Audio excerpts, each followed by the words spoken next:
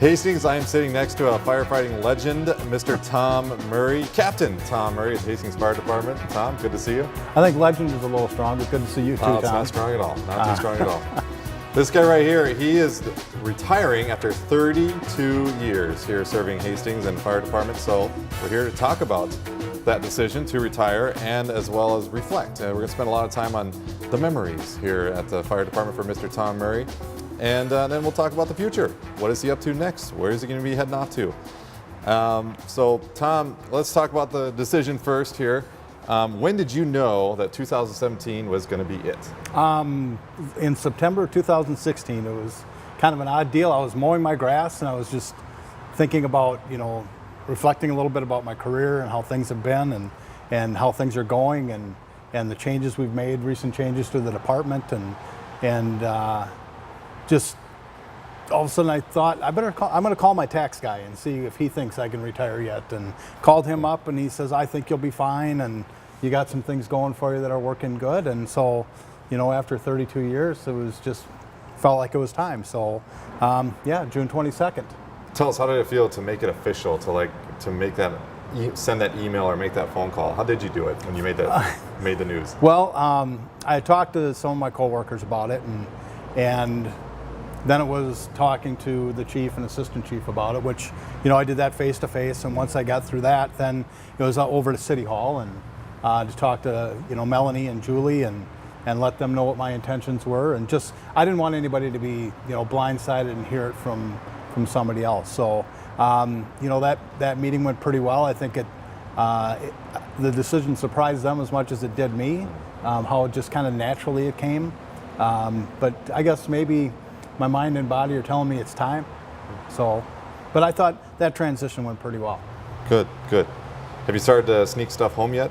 Not yet. I was going to raid the pencil box, but I can't find the pencil box. Oh, they're smart. They're onto you. They've been able to hide it for 32 years. I don't think I'm going to find it in the next 5 days. Let's go back in time. Let's talk. I really want to hear a lot of stories and the memories and get your perspective on some things. Let's go back 32 years and tell us about how you got the job here in the first place. Well, I started out as a volunteer or paid on call part-time firefighter. It was weird, an odd situation where I found right after high school graduation, I was involved in a motorcycle crash, and it took the life of my best friend, and so my brother-in-law, Mike Ellis, who still lives in town here, was on the fire department at the time. And so after I got healed up from that, Mike would tell me about, what a great organization this is and things like that. So in 1985, when I was healed up from the bike crash, I put an application in, went through the application process, the written testing, physical agility. We still do those physical agility tests today. So February of 1985, me and a group of 12 were your newest part-time firefighters getting ready to take that first year, which is really school and training heavy. And what was your first impression of all that? It was a little intimidating for, like I used to say a lot back then, the short little right-hander from Vermillion, Minnesota, but it went well. Getting through the Firefighter 1 courses, getting through EMT, getting through the hazmat courses, it was a lot. But when you get through that training and you're ready to hit the streets, you've got a lot of support after that. So once we started going on calls, and started taking ambulance calls, going to fires and things like that, I found that to be the truly great learning experience. So, and that's where you start to deal with people, and that's where you really get involved with the people of the community when they're at their worst, and you want to give them your best. But it's intense. Do you recall the very first call, the real world call that you went on as a firefighter? I can give you the first few. Sure. Actually, I remember my very first medical call. I wasn't even an EMT yet. We were still going through training, and it was I believe it was called the Donut Hole or the Pastry Shop, but it's kind of where Quick Trip is now. And I was walking there to meet a buddy for coffee. We were both on our work breaks. I was selling cars for Ball's Motor at the time, back when they were still in town. Car salesman. I could see. Car salesman. See that. Yes, a lot of people can. So we were meeting for coffee, and just as I'm ready to walk into the place, Jerry Rosendahl, who was the assistant fire chief at the time, came pulling up in his emergency station wagon, and an ambulance came in. And so he walked in the door, and there's a gentleman laying on the floor. And what had happened was he had passed out, and he had fallen backwards off the bar stools at the snack bar. And he hit his head, and so the guys that were there were taking care of him. And Jerry says, well, this will be a good experience for you, Tom. Why don't you get in the ambulance? And so I ended up taking that medical call as my first one. I was a little nervy about it because we were only like about halfway through EMT, but that was my first deal there. And then not more than a couple months later, my first car crash, I remember, was a delivery van that had gone off the road and ended up in the front yard of DLR Construction out on 190th Street. And the guy had jacked up his hand pretty bad, but that was the extent of his injuries and stuff. And my first fire was a training burn where Tanucci's is in Newport. And there was a house that was built on their back parking lot. And Newport Fire was burning that down for a training burn. And we were up there as a guest department. And I'll tell you, the first time that you're inside a building and a fire rolls over the top of your head, that's a decision-making point for you. And I thought, this is exactly where I need to be. Wow. So, are you one of those thrill seekers that when you had the flames over your head, you're like, woohoo? Or... You know, I used to be a little bit more than I am now. That's where this becomes a little bit more of a young man's game. But I was back then, and I enjoyed that kind of adrenaline thing, and where you wanted to run into the fires. Now I prefer to walk into them and take a little bit more strategic role as you're going forth. As you get older, you tend to be more strategic. And a little more wiser, perhaps. You hope. You hope. About how many calls total would you say you've been on in your career? I've tried to calculate that out because when I started part-time, again in 1985, we were running 800 or 900 calls a year total. So 400 or 500 on the fire side. So that's fires, fire alarms, car crashes, that kind of stuff, and 400 or 500 on the ambulance side. And now throughout the years, we're still at that 450 to 600 range for the fire call stuff. But now we're at the 3,000, 3,200 ambulance calls a year. So, and the percentage of how many a guy gets on and through a shift and when he's off duty and coming back in and those kind of things, I don't honestly think I can put a number on it, but I will know this. Safe to say thousands, perhaps? Easy to say thousands. Easy to say thousands. But I'll know this, that come June 22nd, I won't have to do another one. That's right. Yeah. And that's an interesting part of this gig, because the ambulance service starting out, or when I started out, it was really only 15, 20 years old that you had ambulance people that would treat people going to the hospital. Ambulance services, a bit before my time, were usually owned by the funeral providers. And that's how they were in Hastings too, is that the funeral services owned ambulances, and it was, you got a call, and if you got there and the driver felt there was something that could be done for that person, they take them to the hospital. But if they got there and the person had already expired, they put them in the same vehicle and they take them to the funeral home. So that's kind of how a pre-treatment kind of ambulance service started out. And then a lot of your viewers will remember Johnny and Roy from the TV show Emergency, which was really the start of the paramedic advanced life support programs, being fire department based or out of hospital based, from that TV show, which may be part of the reason that I'm in the business today because of Johnny and Roy. But that was kind of the beginning of that. So when I walked into this, it was from the TV show that I knew. I was a little familiar with it. I didn't know how to do it, but I kind of knew what it was, where people watching those same kind of shows from the 40s, where they just put you in an ambulance, took you in, to the hospital without doing anything. And then going from barely doing anything to the things that we do now in the back of an ambulance, the things that we can find with our, technology to be able to help people with heart attack and stroke. And it's leaps and bounds from what it was back in the 80s and 90s. Wow.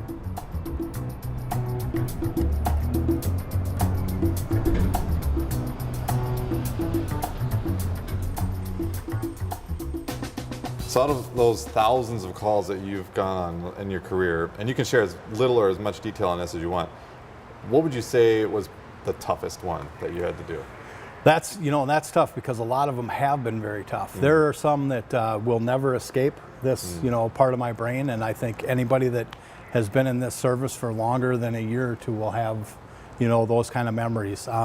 You do your best not to dwell on them, but usually when I found that I've been in that type of mindset, it's been a friend or family member that's been ultimately affected, that hasn't made it through the situation that they were in, and whether it be heart attack, car crash, those kind of things. But I've tried to take and keep my stuff a little bit more on the positive, where an example, we had a gal that we got a call, Bridget Lawrence, who has been a tremendous asset to this department for the last 9 years. Her and I and Amy O'Brien, who was recently retired from our department, we're on our way back from a non-emergency call. We got a call for a woman not feeling well, and then a woman not feeling well turned into she's in labor, and then it went from she's in labor to she's delivered her baby in the living room floor. So I radioed back and said, send a second ambulance, because now we have 2 patients, basically. And we got there, and this extremely, extremely premature baby that was a color that I never want to see again in my lifetime, was on the floor. And basically at that point, we did what they teach us to do. We cut the cord, we wrapped the kid, we got him in the ambulance.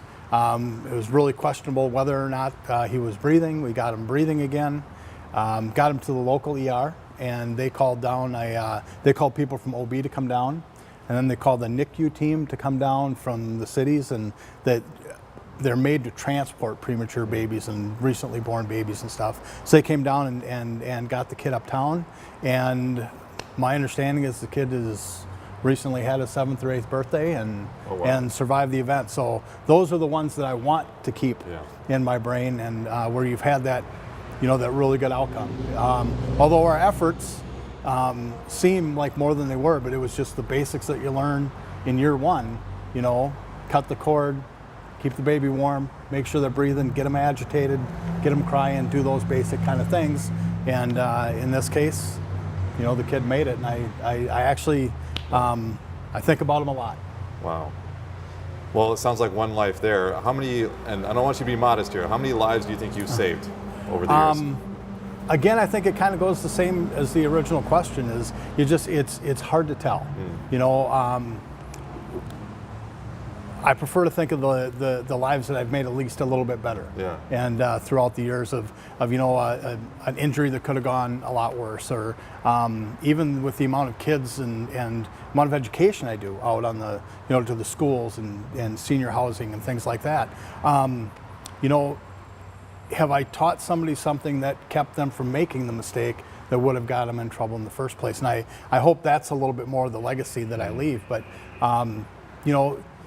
hundreds of people, I'm gonna say, that we've saved throughout the years, and a lot of our saves are probably more of that car crash kind of thing, that trauma kind of save. People that go into cardiac arrest without medical help right there, chances are, ever dwindling. Minutes, seconds really get to counting those things. And when we're an average of, 4 minutes away from something, and you still have a couple minutes for somebody to call 911 to get it through the system. So cardiac arrest stuff, we've had some really good successes, but they're not every time by any means. But a lot of these car crashes where that 15 or 20 minutes of them being in a vehicle or being out of a vehicle, getting to a trauma center, which really, really makes the difference. I think that's where we shine here a lot, is being able to provide those rescue skills on top of those advanced ambulance skills, and that's where we see it. I think we see our largest successes.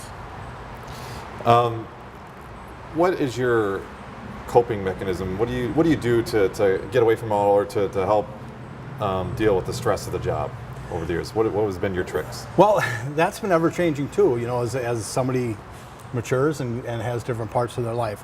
Fortunately, and I don't get to do it very often, I've been a motorcycle guy, and I've owned a motorcycle on and off most of my life. I own motorcycles today. That's always been if there's a really bad day, you can just get on, clear your head kind of deal. More recently, my wife Beth and I bought a little bit of a retirement property up in McGregor, Minnesota on Big Sandy Lake, and that's where my coping mechanism goes. I can go sit on the lake, and that's where I'll be. I mean, I'm retiring, and a half hour later, we're going to be on the road heading north for a few days to just kind of decompress. Not wasting any time, are you? Not Just wasting right up any time. But it's family. Beth has been an absolute rock through this, and actually, I bought her a shirt at one time that said, "If you think being a firefighter is tough, try being a firefighter's wife." And I think that says a lot for any of our people's partners. Is they feel it along with you, but they're also there to help get you out of it a little bit. And Beth has been great from the 2 o'clock in the morning pages from home and whatnot to making sure that when I get home, do I need anything? Am I hungry? These things. And again, she's absolutely awesome through all this deal. And I'm glad that partnership's been going almost 25 years now. 25 years. Wow. Yep. We'll have our 25th anniversary in October, and I'll be retired to be able to do something. I don't have to work it this year. I don't have to work Christmas this year. I don't have to work 4th of July this year. So, but it's family and friends too. I've got some long-standing friends that I'm hoping in retirement can renew those relationships. But they were there at the beginning of this too, and they were there, people you can talk to and just kind of decompress when you need to. But that's probably the biggest thing is friends and family and a little bit of throttle therapy, they call it. There you go. Yeah.